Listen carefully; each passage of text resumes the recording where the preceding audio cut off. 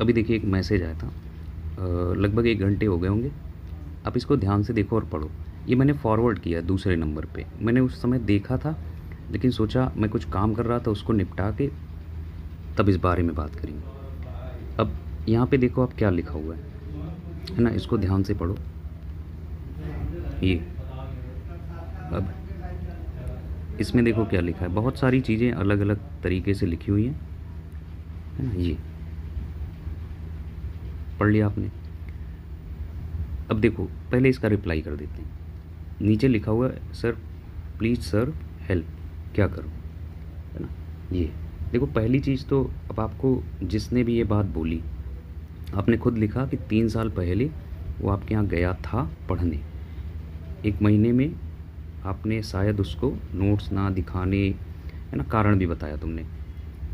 तो जब आपको ये पता है कि किस वजह से उसके साथ ऐसा हुआ, है ना, आपको ये समझना चाहिए कि उसके मेरे विचार नहीं मिले, उसके मेरे तरीके नहीं मिले।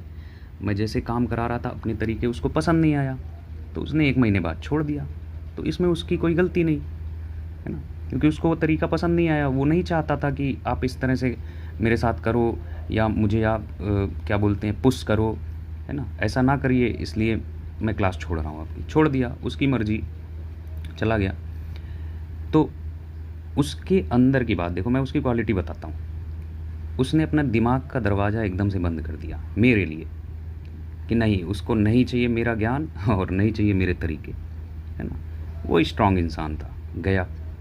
अब तुम देखो क्या कर रहे हो। जब वो तुमको बोल रहा है तो तुम डिमोटिवेट हो रहे हो, मतलब तुम्हारे दिमाग का दरवाज़ा उसके लिए खुला हुआ है ना। तुम अपने दिमाग में उसकी बातें आने दे रहे हो, और जब अपने दिमाग में बातें आने दे रहे हो, आप सोच के देखो, अब रूम के अंदर जब किसी को आने दोगे तभी तो वो परेशान करेगा, और जब नहीं आने दोगे तो फिर वो कैसे परेशान करेगा, है ना।